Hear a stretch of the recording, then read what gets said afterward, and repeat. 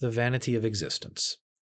This vanity finds expression in the whole way in which things exist, in the infinite nature of time and space, as opposed to the finite nature of the individual in both, in the ever-passing present moment as the only mode of actual existence, in the interdependence and relativity of all things, in continual becoming without ever being, in constant wishing and never being satisfied, in the long battle which forms the history of life, where every effort is checked by difficulties and stopped until they are overcome. Time is that in which all things pass away. It is merely the form under which the will to live, the thing in itself and therefore imperishable, has revealed to it that its efforts are in vain. It is that agent by which at every moment all things in our hands become as nothing, and lose any real value they possess. That which has been exists no more. It exists as little as that which has never been. But of everything that exists, you must say, in the next moment, that it has been. Hence, something of great importance, now past, is inferior to something of little importance, now present, in that the latter is a reality and related to the former as something to nothing. A man finds himself, to his great astonishment, suddenly existing, after thousands and thousands of years of non-existence. He lives for a little while, and then again comes an equally long period when he must exist no more. The heart rebels against this and feels that it cannot be true. The crudest intellect cannot speculate on such a subject without having a presentiment that time is something ideal in its nature. This ideality of time and space is the key to every true system of metaphysics, because it provides for quite another order of things than is to be met with in the domain of nature. This is why Kant is so great. Of every event in our life, we can say only for one moment that it is, forever after that it was. Every evening we are poorer by a day. It might perhaps make us mad to see how rapidly our short span of time ebbs away, if it were not that in the furthest depths of our being we are secretly conscious of our share in the inexhaustible spring of eternity, so that we can always hope to find life in it again. Consideration of this kind, touched on above, might indeed lead us to embrace the belief that the greatest wisdom is to make the enjoyment of the present the supreme object of life, because that is the only reality, all else being merely the play of thought. On the other hand, such a course might just as well be called the greatest folly, for that which in the next moment exists no more, and vanishes utterly like a dream, can never be worth a serious effort.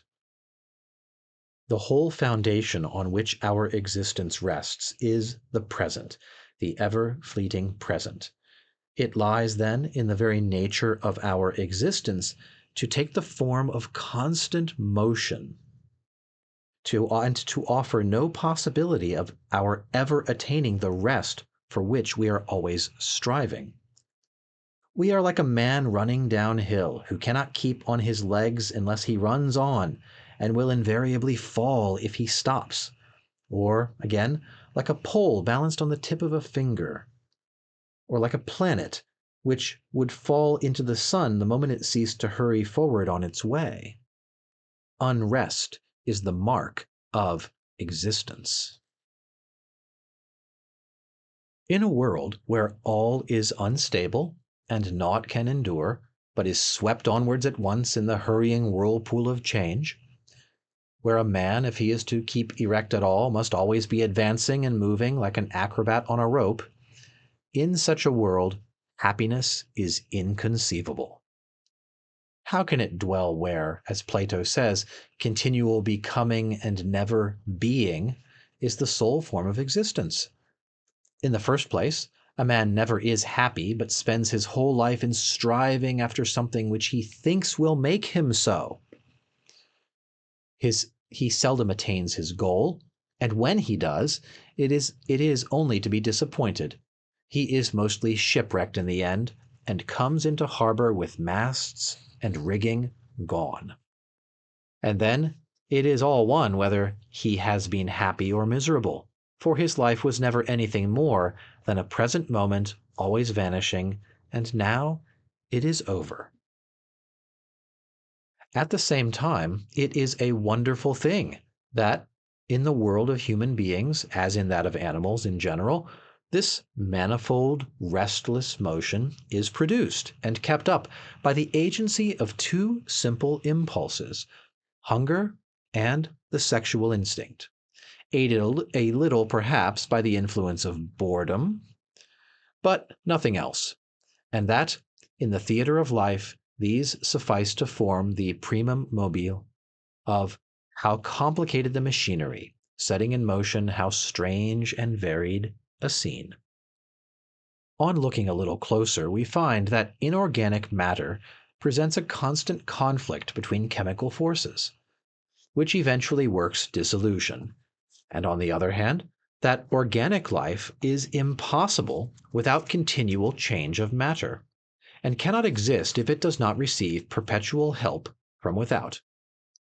This is the realm of finality, and its opposite would be an infinite existence, exposed to no attack from without, and needing nothing to support it, the realm of eternal peace, some timeless, changeless state, one and undiversified, the negative knowledge of which forms the dominant note of the Platonic philosophy.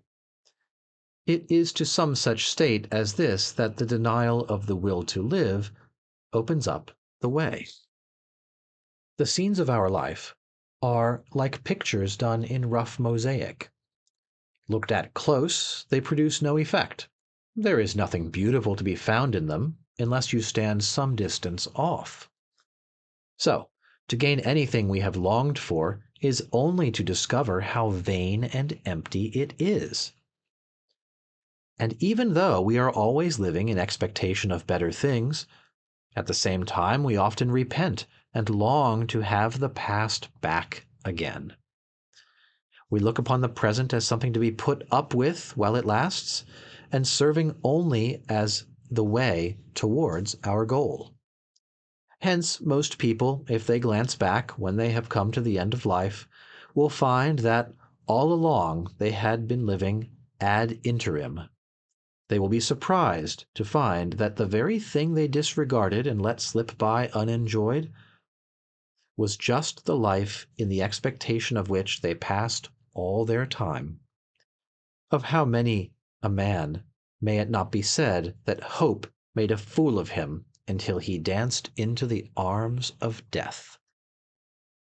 Then again, how insatiable a creature is man! Every satisfaction he attains lays the seeds of some new desire, so that there is no end to the wishes of each individual will. And why is this? The real reason is simply that, taken in itself, will, capital W, is the Lord of all worlds. Everything belongs to it, and therefore no one single thing can ever give it satisfaction, but only the whole, which is endless. For all that, it must rouse our sympathy to think how very little the will, this Lord of the world, really gets when it takes the form of an individual, usually only just enough to keep the body together. This is why man is so very miserable. Life presents itself chiefly as a task. The task, I mean, of subsisting at all, gagner sa vie. If this is accomplished, life is a burden, and then there comes the second task of doing something with that which has been won, of warding off boredom. which, like a bird of prey, hovers over us, ready to fall wherever it sees a life secure from need. The first task is to win something, the second, to banish the feeling that it has been won. Otherwise, it is a burden. Human life must be some kind of mistake. The truth of this will be sufficiently obvious if we only remember that man is a compound of needs and necessities hard to satisfy, and that even when they are satisfied, all he obtains is a state of painlessness, where nothing remains to him but abandonment to boredom. This is direct proof that existence has no real value in itself. For what is boredom but the feeling of the emptiness of life? If life, the craving for which is the very essence of our being, were possessed of any positive intrinsic value, there would be no such thing as boredom at all. Mere existence would satisfy us in itself, and we should want for nothing. But as it is, we take no delight in existence except when we are struggling for something. And then, distance and difficulties to be overcome make our goal look as though it would satisfy us, an illusion which vanishes when we reach it. Or else, when we are occupied with some purely intellectual interest, when in reality we have stepped forth from life to look upon it from the outside, much after the manner of spectators at a play. And even sensual pleasure itself means nothing but a struggle and aspiration, ceasing the moment its aim is attained. Whenever we are not occupied in one of these ways, but cast upon existence itself, its vain and worthless nature is brought home to us. And this is what we mean by boredom. The hankering after what is strange and uncommon, an innate and ineradicable tendency of human nature, shows how glad we are of any interruption of that natural course of affairs which is so very tedious. That this most perfect manifestation of the will to live, the human organism, with the cunning and complex working of its machinery, must fall to dust and yield up itself and all its strivings to extinction.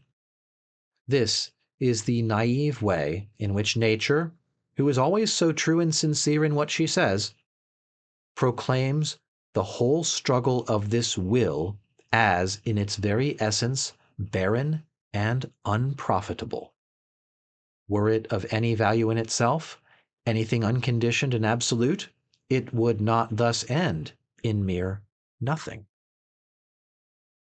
If we turn from contemplating the world as a whole, and in particular the generations of men as they live their little hour of mock existence and then are swept away in rapid succession, if we turn from this and look at life in its small details, as presented, say, in a comedy, how ridiculous it all seems.